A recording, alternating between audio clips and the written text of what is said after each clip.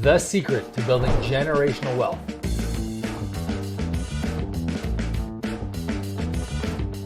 You thought it was your portfolio, you thought it was asset allocation. Turns out we have the opinion and the expert right here. His name is Adam Buss. Adam, thanks for coming on the show today. Thanks for having me back, Rob. All right, let's get right into it. So generational wealth, today we're going to talk about a strategy that's a little bit different, and it has to do with corporately owned insurance. And it has to do with those individuals. First of all, I guess they have to have a corporation, and then if they check certain amount of boxes, they could do wonders for their wealth and estate plan, for their family's legacy, and for the generations after them. Let's start at the top. So who should own this, and when do you see this as part of your planning advice that you give to clients? Well, first off, anybody who has a corporation or a corporate structure, we deal with a lot of professionals, doctors, lawyers, those who have their own businesses, they have corporations, and a lot of these individuals have substantial wealth that builds up inside of these companies. So we want to look at how can we translate that wealth to, again, multi-generational wealth, make it as tax efficient as possible. We want to make sure that we do a deep dive to their particular situation and see what is the overall best strategy that can fit for them. Because if they're accumulating wealth in the corporation and they want to somehow take that money out, the problem is always tax over tax over tax over tax. And correct. The key with planning is how do we avoid that, right? Because you can't just draw down the day before you die in a tax efficient manner all of your corporate income, and you don't know when you're going to die, right? That's correct. Yeah, you don't know. That would make planning a lot easier if we knew these details ahead of time, but we generally do not know this. So we want to take the approach that we know there's going to be a tax problem. How can we mitigate that tax problem and accomplish the client's goals at the same time? Which is often, how can I leave all of this wealth, this hard work that I've put in all these years running my business, and leave it to my family? That is often the number one question. And how can we leave them without that tax burden and the complexities that go along with that? Okay, so can you please talk us through a scenario where this would make sense for a client? So perhaps let's pick a fictitious client, let's build out a scenario, and let's see kind of what some of the impacts could be on that family's wealth. Sure. So let's say there's a client, let's say a professional, or had a family business. There's quite a bit of wealth that is built up inside that corporation. So through our planning process, we've identified that a lot of this wealth isn't necessarily needed to fund their retirement cash flows. They'll be okay. So we separated out, we said, okay, this is the amount that's needed to make sure that your retirement is looked after. Because first and foremost, we want to make sure that they can enjoy life after all their hard work. Right. Second, we've identified how much is left that is really just estate dollars.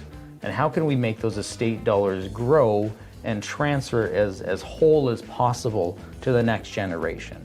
And that's using a corporately owned life insurance strategy. So the corporation would own the policy. I guess the insured would be, potentially. Let's say it's the owner. So let's even you have a corporation. You would be the insured individual under this on your life. The corporation owns the policy. The corporation pays the premium, and then the whole point of this is shifting corporate dollars into a tax shelter, tax exempt whole life insurance policy, so that money can later pay out to the beneficiaries tax-free or as close to tax-free as possible. But surely, if we're paying out a multi-million-dollar insurance policy on death, surely the government's going to want to take a big chunk of that as taxes, Adam. Funny you ask, Rob. Well, they do want to, but they treat life insurance the same whether it's corporately owned or personally owned. That's the way our tax system works. They do want to do same.